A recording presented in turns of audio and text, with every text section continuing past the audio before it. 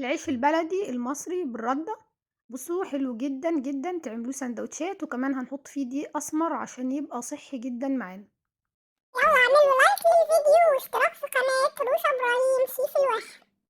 اول حاجه معايا هنا نص كيلو من الدقيق الابيض، معلقه كبيره من الخميره البيره، رشه سكر، ونص معلقه صغيره ملح، معلقه الشاي والسكر رشه بس يا دوبك. طبعا انا واثقه من الخميره بتاعتي، فهقلب المكونات الجافه كلها على بعض. وكمان هحتاج معاهم كوبايه الا ربع من الدقيق الاسمر. لو مش موجود عندك دقيق اسمر ممكن تجيبي الرده وتنخليها ناعم جدا وتاخدي منها بس نص كوبايه. الكوبايه دي 200 مللي اللي انا بشتغل بيها دايما. بس ومش هحتاج غير ميه دافيه، والميه مش هقدر احدد لكم قد ايه لان كل دي بيختلف من نوع للتاني. فهناخد ميه شويه شويه على قد ما العجينه تحتاج مننا. اول حاجه هنقلب كل المكونات الجافه مع بعض. وزي ما قلت لكم اللي بيجيب خميره لاول مره بيعمل لها اختبار في نص كوبايه ميه دافيه. لكن انا عشان متعوده على الخميره وعارفاها كويس قوي فبقلب كل المكونات الجافه مع بعض. هنقلبهم كويس ونبدا على طول ننزل عليهم بالميه ونبدا في العجن. طبعا اهم حاجه يا جماعه مرحله العجن دي، وان العجينه تتعجن كويس جدا. انا مبرضاش اقول لكم على كميه الميه كلها عشان زي ما قلت لكم قبل كده لو العجينه ناشفه ممكن نديها ميه، لكن لو بقت طريه منكم وخدت دقيق فكده طبعا هنا يا جماعه العجينه دي طريه بتلزق في الايد يعني. احنا بنقول عليها يعني ايه عجينه خفيفه، عشان العيش البلدي عامه او العيش الشمسي لو كانت العجينه بتاعته تخينه فالعيش بيبقى احنا بنقول عليه عيش تقيل. لكن لما تبقى كل ما العجينة بتبقى خفيفة كده تلاقوها عجينة خفيفة قوي بتلزق في الايد، تعرفوا ان العيش هيبقى عيش خفيف يعني. بس طبعا عجينة العيش بتبقى عاوزة عجن كتير يعني عشان العيش يطلع معاكم حلو. وغطوها بقى ببلاستيك او اي حاجة، ويا ريت تحطوها في الفرن بتاع البوتاجاز. مش شغال يا جماعة، بس هو الفرن يعتبر مكان دافي بيساعد على التخمير بسرعة. او نضفوا المكان اللي بيبقى تحت في البوتاجاز ده، وبرضه حطوا فيه اي خميرة، برضه الخميرة بتطلع بسرعة. وطبعا لو عجبكم الفيديو يا جماعة ما تنسوش تعملوا لايك للفيديو واشتراك في القناة وفعلوا الجرس عشان يوصلكوا كل جديد. هنغطيها وخلاص كده وهنسيبها تخمر هي كده. بعد ما خمرت ودي صينية انا رش فيها شوية دقيق، وهبدأ اقطع الخميرة اللي معايا كور صغيرة. طبعا انت بتقطعي الكورة يا اما على حجم البرتقانة يا حجم الليمونة زي ما انت عايزة، زي ما انت عايزة رغيف العيش قد ايه. انا هعمل ارغفة صغيرة، فعشان كده هعمل العجينة بتاعتي كور صغيرة بالشكل ده. بس كوروها كويس عشان لما تيجوا تفردوا الرغيف يطلع معاكم الرغيف متساوي، والسمك بتاعه من جميع الجهات زي بعضه. وكمان العيش يطلع ليه وش وظهر يعني، يبقى يطلع مفقع كده منفوخ من جوه. فاهم حاجه كوروا العجينه كده كور يعني، وحاولوا تخلوا كل الكور قد بعض عشان كل الارغفه بتاعه العيش برضو تطلع كلها قد بعض بالتساوي. طبعا احنا هنحطهم في الصينيه ونغطي الصينيه دي على طول ببلاستيك او بفوطه على طول عشان العجينه وشها ما ينشفش، عشان تبقى حلوة في الفرد يعني.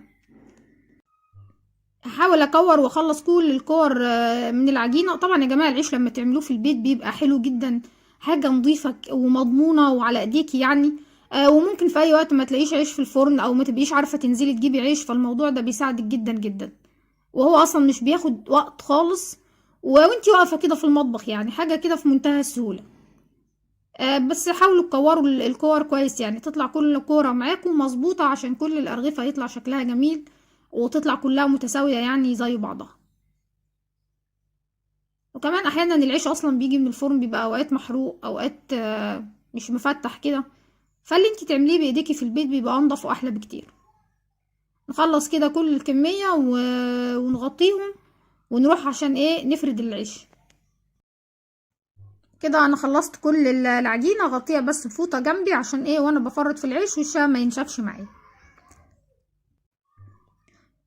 دلوقتي بقى يا جماعه ايه هبدا افرد رغيف رغيف. انا هفرد طبعا العيش على رده لان عاوزاه زي العيش الفرن او عيش بالرده يعني.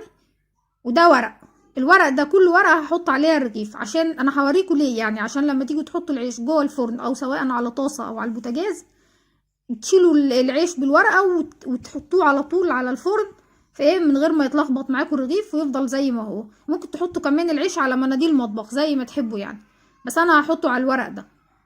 دلوقتي هفرد كل رغيف لوحده على الرده. ممكن تفردوه بايديكم عادي او بالنشابه اللي هي الخفيفه الصغيره مش التقيله بتاعه الفطير.